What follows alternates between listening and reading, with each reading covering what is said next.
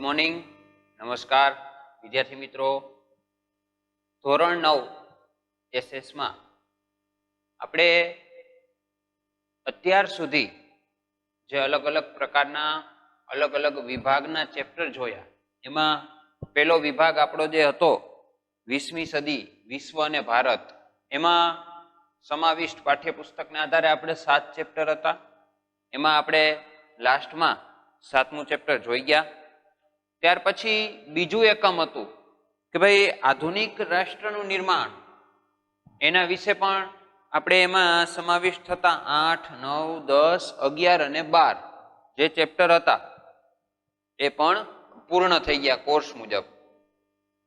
ત્યાર પછી જે એકમ નંબર 3 છે કે ભાઈ ભારત છે એ ભૂમિ અને એના લોકો એ ત્રીજું જે એકમ હતું એમાં પણ આપણે મુખ્ય જે 3 ચેપ્ટર છે 13મું, 14મું અને 15મું બરોબર કે ભાઈ ભારતનું સ્થાન ભૂસ્તરીય રચના ભૂપૃષ્ઠ 1 અને ભારતનું સ્થાન ભૂસ્તરીય રચના ભૂપૃષ્ઠ 2 એ 13મું અને 14મું ચેપ્ટર જોયું અને ત્યાર પછી આપણે 15મું ચેપ્ટર જે જળ પરિવાહ છે એના વિશે વિસ્તૃત માહિતી મેળવી ગયા। હવે પહેલું અને બીજું એકમ જે છે સંપૂર્ણ પૂર્ણ થઈ ગયું છે। બાકીનું જે છે ભૂગોળનું ભારતની ભૂમિ અને લોકો વિશે ત્રીજું એકમ જે છે એના જે ચેપ્ટર છે એમાં આપણે 13, 14, 15 અને એક 20મું ચેપ્ટર એ આપણે પૂર્ણ થઈ ગયા છે। હવે પાછળ વધ્યા છે 16, 17, 18 અને 19। તો વિદ્યાર્થી મિત્રો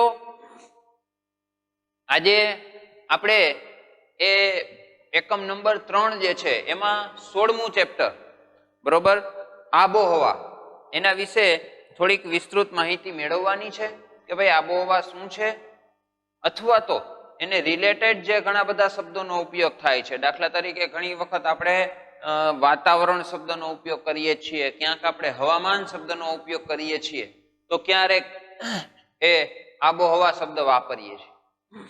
તો આ વાતાવરણ, હવામાન, આબોહવા કોને કહી શકાય, એની રાઈટ ડેફિનેશન શું છે એના વિશે આપણે થોડી પાઠ્યપુસ્તકને આધારિત માહિતી મેળવવાની છે।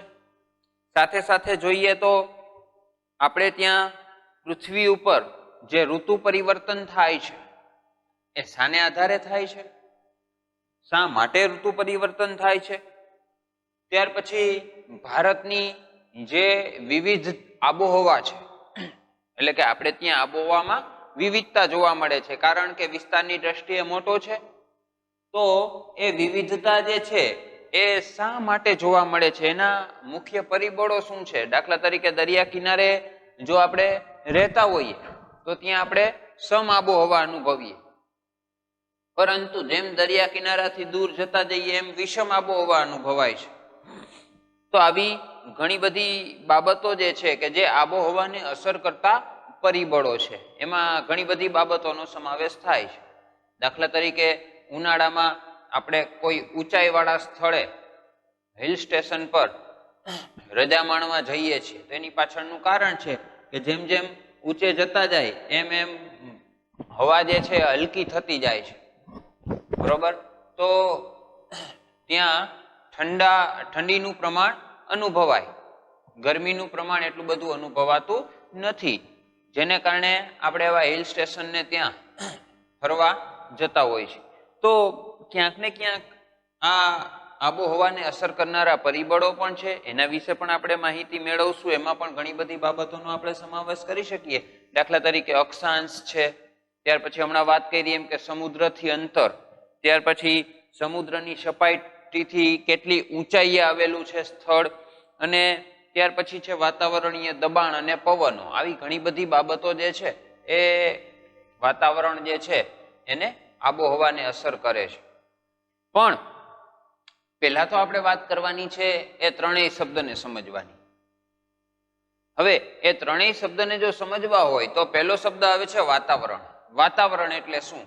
તો એ આપણને બધાને ખબર છે કે આપણી આસપાસ રહેલું હવાથી વીંટળાયેલું જે હવાનું આવરણ છે એને આપણે વાતાવરણ કહીએ છીએ। તમે ધોરણ 8માં એના વિશે ભણી ગયા છો, બરોબર, કે અલગ અલગ પ્રકારના જે આવરણ છે, જીવાવરણ છે, વાતાવરણ છે, મૃદાવરણ છે, જલાવરણ છે, એમાં વાતાવરણ વિશે આપણે સાંભળી ચૂક્યા છીએ, અત્યાર સુધી ભણી ગયા છીએ કે ભાઈ વાતાવરણ છે એને નરી આંખે જોઈ શકાતું નથી, બરોબર. હવા જે એનું અનુભવી શકાય છે પરંતુ આપણે એને નરી આંખે નથી જોઈ શકતા, એ રંગવિહીન છે, એ સ્વાદ રહિત છે, આવી ઘણી બધી બાબતો આપણે વાતાવરણ વિશે સમજી ગયા છીએ. તો એ એક વાતાવરણની ડેફિનેશન થઈ કે આપણી આસપાસ રહેલું હવાનું જે આવરણ છે એને આપણે વાતાવરણ કહીએ. એમાં ઘણા બધા વાયુઓનો સમાવેશ થાય છે. ત્યાર પછી બીજો શબ્દ છે હવામાન. હવામાન એટલે શું? તો કે આપણી આસપાસ રહેલું જે વાતાવરણ છે એની ટૂંકા ગાળાની સ્થિતિને હવામાન કહેવાય છે. જોકે એમાં ઘણી બધી બાબતોનો સમાવેશ થાય, બરોબર. દાખલા તરીકે એ પછી તાપમાન હોય, હવાનું દબાણ હોય, ભેજ હોય, વરસાદ હોય, બરોબર, કે પછી હિમવર્ષા, આ બધી બાબતોને આપણે સમાવી શકીએ. પણ એ બધાની ટૂંકા ગાળાની સ્થિતિ, સૂર્યપ્રકાશ છે, આ બધાની ટૂંકા ગાળાની જે સ્થિતિ છે એને હવામાન કહેવાય. ટૂંકા ગાળાની એટલે એ પછી એક દિવસમાં પણ ચેન્જીસ થઈ શકે અને 2-3 દિવસે પણ ચેન્જીસ થાય, એવી ટૂંકા ગાળાની સ્થિતિ જેને કહેવાય. અને વિદ્યાર્થી મિત્રો, આપણે ઘણી વખત પેલી ન્યૂઝ ચેનલ જોતા હોય છે, ત્યારે ન્યૂઝ ચેનલના અંતે ઘણી બધી ચેનલો જે છે એ આપણા સમગ્ર ભારત દેશનું કે ગુજરાત રાજ્ય હોય તો એનું એ હવામાન દર્શાવતા હોય છે. અલગ અલગ પેલી કંપની અલ્ટ્રાટેક ને એવા જે ભારતનો નકશો આપણી સામે સ્ક્રીન ઉપર રાખે અને પછી એ અલગ અલગ સ્થળો આપણને દર્શાવે કે ભાઈ આ દિવસે દાખલા તરીકે ગુજરાત છે તો એનું વાતાવરણ કેવું રહેવાનું છે, બરોબર. એ ક્યાંય વાદળ છાયું વાતાવરણ હોય તો ત્યાં વાદળા બતાવે, સૂર્યપ્રકાશ રહેવાનો હોય તો સૂર્યપ્રકાશ તેમાં દર્શાવે છે, અને ક્યાંય વરસાદ પડવાનો હોય તો એ વરસાદ પડતો હોય વાદળોમાંથી, એવું એ આપણને દર્શાવતા હોય છે. ટૂંકમાં કહીએ તો હવામાન છે એ એક ટૂંકા ગાળાની સ્થિતિ છે. અને ત્યાર પછી ત્રીજો શબ્દ છે આબોહવા. તો આબોહવા વિશે ધોરણ 8માં પણ તમે ભણી ગયા છો, બરોબર. એમાં પણ તમારે ચેપ્ટર આવતું આબોહવાકીય ફેરફાર, અને એમાં આપણે સમજી શકીએ કે ભાઈ વાતાવરણની લાંબા ગાળાની સ્થિતિને આબોહવા કહેવાય છે. હવે વાતાવરણમાં આપણે કઈ કઈ બાબતોનો સમાવેશ કરી શકીએ તો આપણે હમણાં જોયું કે ભાઈ સૂર્યપ્રકાશ છે, તાપમાન છે, ઠંડી છે, બરોબર. ત્યાર પછી હિમ, ભેજ જે છે, પવન છે, એ બધાને આપણે એમાં સમાવી શકીએ. પણ એની લાંબા ગાળાની જે સ્થિતિ છે એને આપણે આબોહવા કહીએ. હવે તો પાછો એક પ્રશ્ન આવે કે ભાઈ લાંબો ગાળો એટલે કેટલો? તો સરેરાશ 35 કે તેથી વધુ, 35 વર્ષ કે તેથી વધુનો જે સમયગાળો છે એને આધારે આપણે એ પ્રદેશને એની આબોહવા તરીકે દર્શાવી શકીએ. દાખલા તરીકે રાજસ્થાનનો રણ વિસ્તાર છે, અહીંયા છેલ્લા 35 વર્ષ થયા ગરમીનું પ્રમાણ અનુભવાય છે, અથવા શિયાળા દરમિયાન ઠંડીનું પ્રમાણ અનુભવાય છે, તો એની જે આબોહવા છે એ ગરમ આબોહવા કે ઠંડી આબોહવા આપણે કહી શકીએ. આપણે ભારતમાં ઉપર ઉત્તરમાં આવેલા હિમાલય પર્વતને આધારે, ઘણી બધી પર્વત શ્રેણીઓને આધારે આપણું જે જમ્મુ કાશ્મીર છે તો આપણને ખબર છે કે ભાઈ એ ઠંડો પ્રદેશ તરીકે આપણે એને ઓળખીએ છીએ. તો વિદ્યાર્થી મિત્રો, ક્યાંક ને ક્યાંક આજે લાંબા ગાળાની એટલે કે 35 વર્ષ કે તેથી વધુની સરેરાશ, 35 વર્ષની જે સરેરાશ સ્થિતિ છે એને આધારે એ પ્રદેશ ઠંડો છે, ગરમ છે, વધુ વરસાદવાળો છે, બરોબર, એને આધારે આપણે નક્કી કરી શકીએ. તો અહીંયા આપણા ચેપ્ટર 16માં આબોહવામાં પણ એના વિશે થોડીક માહિતી આપી છે. જોઈએ પાઠ્યપુસ્તકને આધારે ચેપ્ટર 16 આબોહવા. આબોહવા. આબોહવા એ વાતાવરણની લાંબા ગાળાની સરેરાશ પરિસ્થિતિ છે.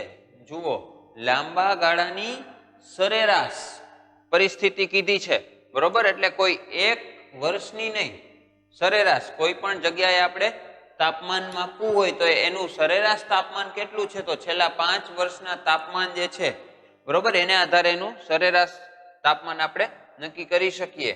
ત્યાર પછી જોઈએ, સામાન્ય રીતે જે તે પ્રદેશની 35 કે તેથી વધુ વર્ષની વર્ષા ઋતુ, ઉનાળો કે શિયાળાના સરેરાશ હવામાનની પરિસ્થિતિ પરથી તેની આબોહવા નક્કી કરવામાં આવે છે.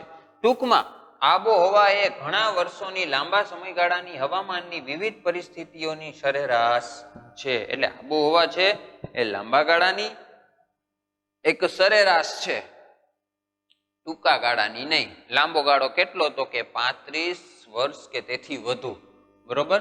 ત્યાર પછી જોઈએ,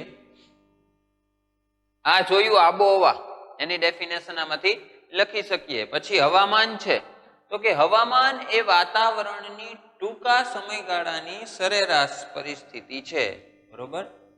જુઓ, આબોહવામાં શું આવ્યું, લાંબા ગાળાની. લાંબો ગાળો કેટલો, તો કે 35 કે તેથી વધુ વર્ષની જે સરેરાશ હવામાનની સ્થિતિ, એને આધારે આબોહવા નક્કી થાય. જ્યારે હવામાનમાં શું આવ્યું, તો કે વાતાવરણની ટૂંકા સમયગાળાની સરેરાશ પરિસ્થિતિ, જેને આપણે હવામાન કહીએ છીએ. હવે જોઈએ આગળ વિદ્યાર્થી મિત્રો, દિવસ દરમિયાન કોઈ પણ સમયે હવામાન બદલાઈ શકે છે. હવામાન છે એ દિવસ દરમિયાન ગમે ત્યારે બદલાઈ શકે છે.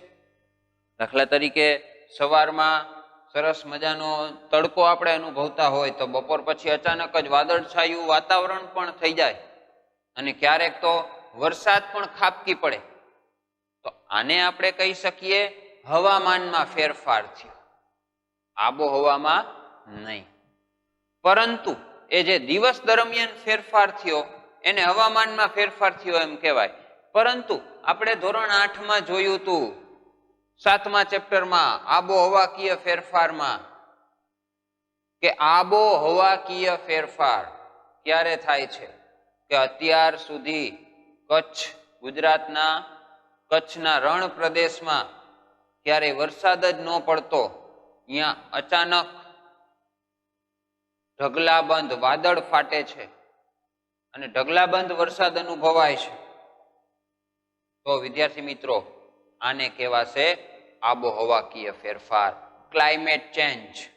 એટલે ક્યાંક ને ક્યાંક પરિસ્થિતિ જે છે, વાતાવરણ જે છે, એની ઉપર માનવ પ્રવૃત્તિઓ અથવા તો પ્રદૂષણની અસર થઈ અને એને કારણે પરિસ્થિતિ જે છે એ બદલાતી નજરે આવી. કે જે 35 વર્ષ કે તેથી વધુ વર્ષથી જે રણ પ્રદેશમાં વરસાદ નહોતો અનુભવાતો, ત્યાં અચાનક જ વાદળ ફાટવાથી ઢગલોબંધ વરસાદ અનુભવાય, તો આને કહેશું આપણે આબોહવાકીય ફેરફાર. પરંતુ એક જ દિવસમાં જ્યારે સ્થિતિ બદલાય છે તો એ હવામાન ચેન્જ આપણે કહી શકીએ. જોઈએ આગળ, હવામાન બદલવાનો આધાર હવાનું તાપમાન. જુઓ, હવામાન છે એ બદલાય શેને આધારે, તો કે હવાનું તાપમાન, સૂર્યપ્રકાશ જે છે એ, પછી હવાનું દબાણ, એટલે કે હવાનું દબાણ વધારે હોય તો પવન વધારે વેગથી વાય, ત્યાર પછી હવામાં રહેલો ભેજ, વરસાદ, ધુમ્મસ કે વાદળોનું પ્રમાણ વગેરે પર રહેલો છે. હવામાન શેને આધારે બદલાય છે, તો કે તાપમાન, હવાનું દબાણ, ભેજ, વરસાદ, ધુમ્મસ કે વાદળોના પ્રમાણને કારણે એ બદલાતું રહે છે. આપણી ખેતી પ્રવૃત્તિ પર હવામાનની ઘણી અસર થાય છે. ભારતીય હવામાન ખાતું સમગ્ર દેશનું રોજબરોજનું હવામાન દર્શાવતા નકશાઓ બહાર પાડે છે. આપણે ત્યાં કૃષિ પ્રવૃત્તિ એટલે કે કૃષિ આધારિત આપણો દેશ છે, ખેતી પ્રધાન દેશ છે, એટલે હવામાન ઉપર આપણે આધાર રાખવો પડે છે સહજ રીતે, બરોબર. ઘણી વખત ક્યાંક વરસાદમાં એ ઋતુ વિનાનો વરસાદ ક્યારેક અનુભવાય, જેને આપણે માવઠું કહીએ, તો એ ઘણી વખત કૃષિ ઉપર અસર પહોંચાડનારું હોય છે.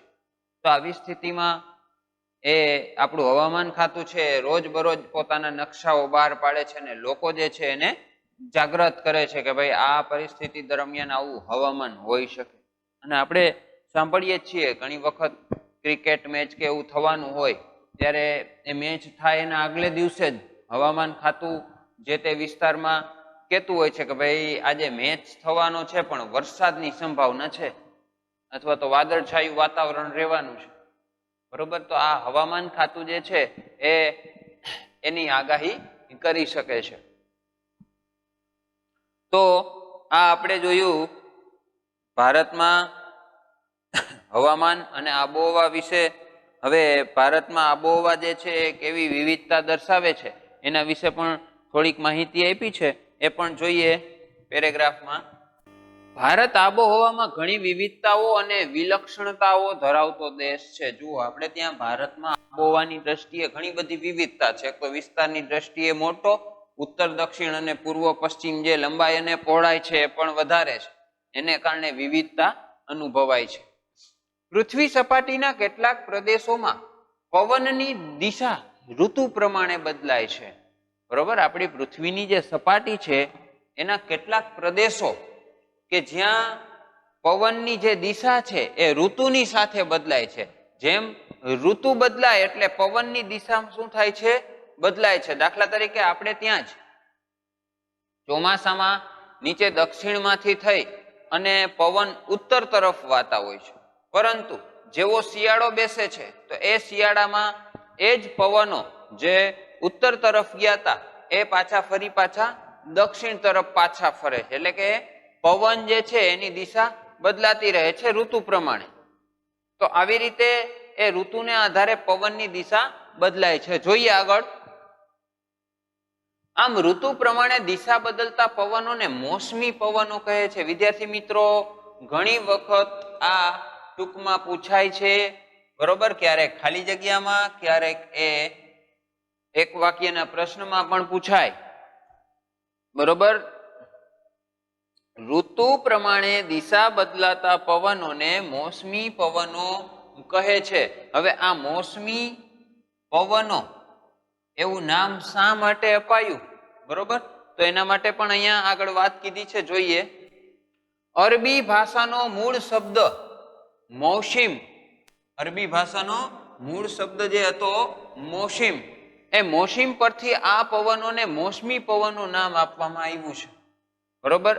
મોસમી પવનો કયા શબ્દ પરથી? મોસિમ શબ્દ પરથી. એ કઈ ભાષાનો છે? તો કે અરબી ભાષાનો મૂળ શબ્દ છે મોસિમ, એમાંથી મોસમી પવન તરીકે આપણે એને ઓળખીએ છીએ. ત્યાર પછી જોઈએ, એશિયા ખંડમાં આપણા જે વિશ્વના 7 ખંડો છે એમાં સૌથી મોટો વિસ્તારની દ્રષ્ટિએ ખંડ જે છે એશિયા ખંડ, એમાં ભારત, શ્રીલંકા, બાંગ્લાદેશ, પાકિસ્તાન અને મ્યાનમાર એ મોસમી આબોહવા અનુભવતા મુખ્ય દેશો છે.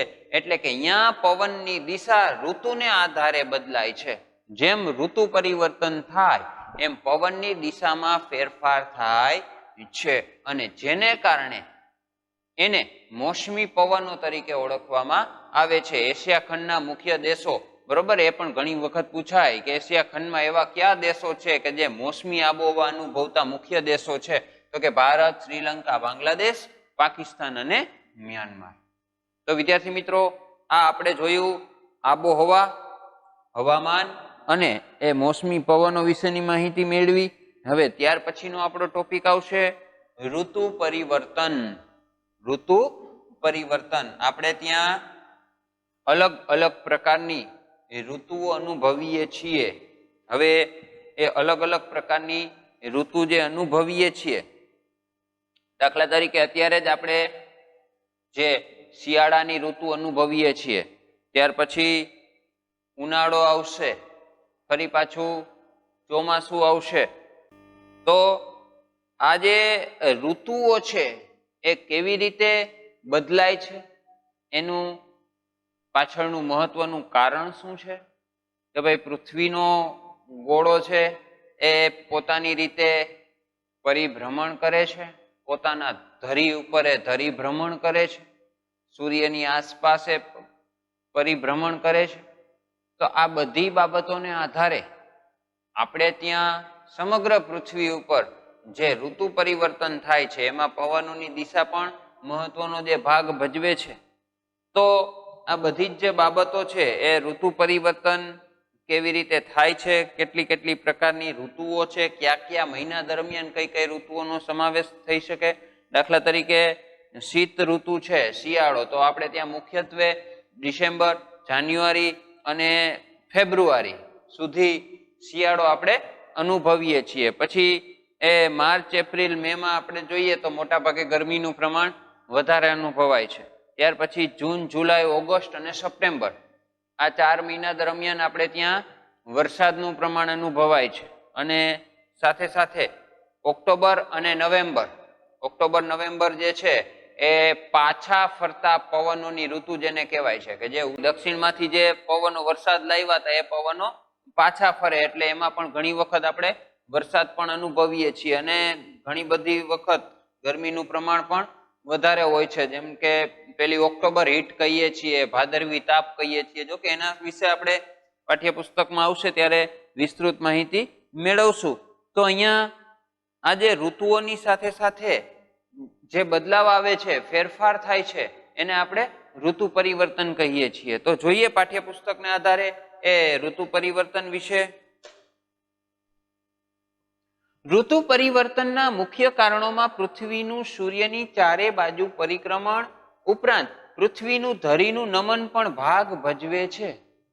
બરોબર, અહીંયા એવું કીધું છે કે ઋતુ પરિવર્તન જે થાય છે એની પાછળનું મુખ્ય કારણ પૃથ્વીનું સૂર્યની આસપાસનું પરિક્રમણ, સાથે સાથે પોતાની ધરી ઉપર એ જે નમેલું છે એ પણ મુખ્ય ભાગ ભજવે છે. જુઓ વિદ્યાર્થી મિત્રો, અહીંયા આપણે એને સ્પષ્ટ રીતે સમજી શકીએ. આ સૂર્યના કિરણો છે, પૃથ્વી જે છે એ પોતાની ધરી ઉપર નમેલી છે. અહીંયા આપણે જોઈ શકીએ છીએ. બરોબર, આ પૃથ્વી જે છે એ સીધે સીધી નથી, એ પોતાની ધરી ઉપર નમેલી છે. એ પોતાની ધરી ઉપર નમેલી છે એને કારણે આપણે ત્યાં ઋતુ પરિવર્તન અનુભવાય છે. અહીંયા આપણે આ 9 અંશનો ખૂણો છે, પરંતુ પૃથ્વી જે છે એ પોતાની ધરી ઉપર નમેલી છે. કેટલી નમેલી છે? 23.5 અંશ. બરોબર, 23.5 અંશ પૃથ્વી જે છે એ નમેલી છે, સીધે સીધી નથી. એટલે ઘણી વખત એ પણ પૂછાય છે કે પૃથ્વી પોતાની ધરી ઉપર કેટલી નમેલી છે, તો 23.5 અંશ પોતે નમેલી છે. અથવા તો પૃથ્વી જે છે એ સપાટીથી કેટલો ખૂણો બનાવે છે, આ ભાગ. બરોબર, તો અહીંયા આવશે 66.5 અંશ. પૃથ્વી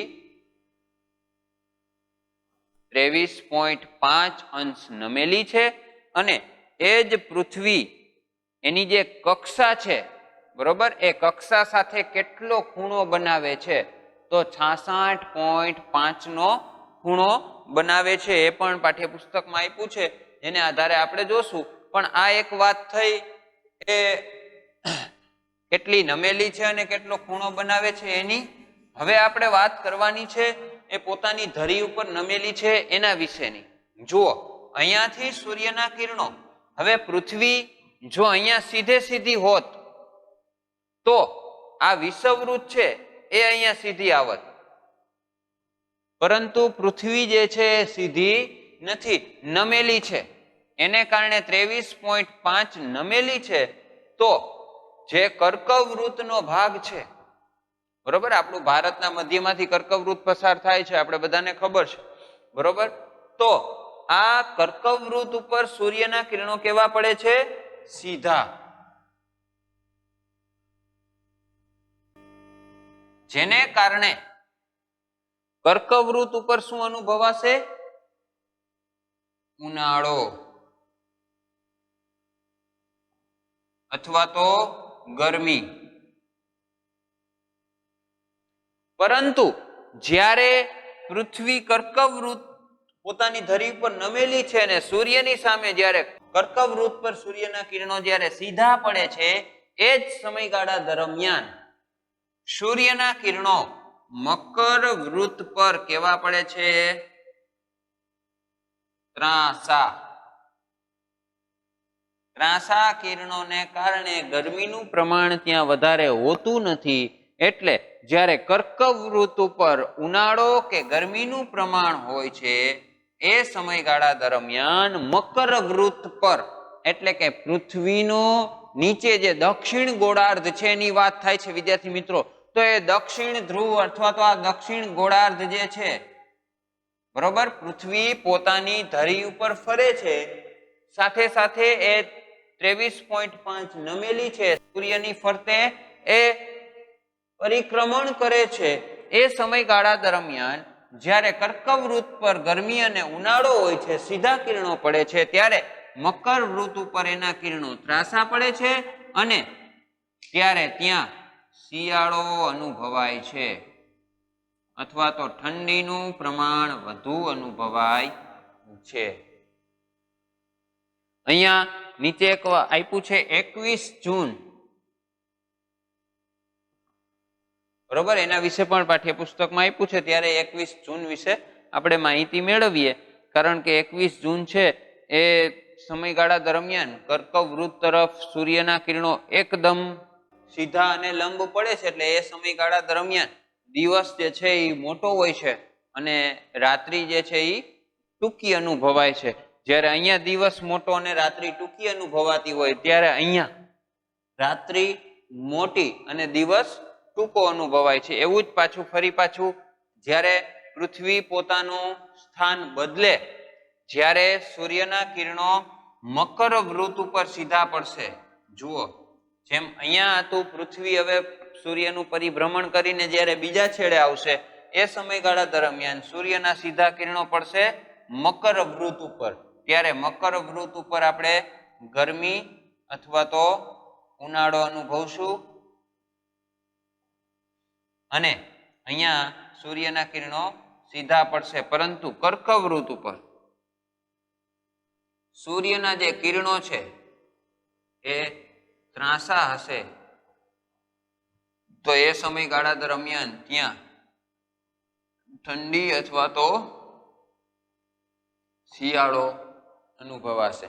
તો વિદ્યાર્થી મિત્રો, તમે આના વિશે અગાઉ ધોરણ 7-8 પણ ચર્ચા કરી ગયા છો, ભણી ગયા છો, છતાં પણ એક વખત આપણે જોયું. હવે પાઠ્યપુસ્તકને આધારે એના વિશે થોડીક વિસ્તૃત માહિતી મેળવીએ. ચાલો, તો આપણે ઋતુ પરિવર્તનના મુખ્ય કારણોમાં પૃથ્વીનું સૂર્યની ચારે બાજુનું પરિક્રમણ ઉપરાંત પૃથ્વી ધરીનું નમન પણ ભાગ ભજવે છે. પૃથ્વીની ધરી 23.5 નમેલી છે જે આપણે જોયું, અને કક્ષાની સાથે 66.5 નો ખૂણો બનાવે છે.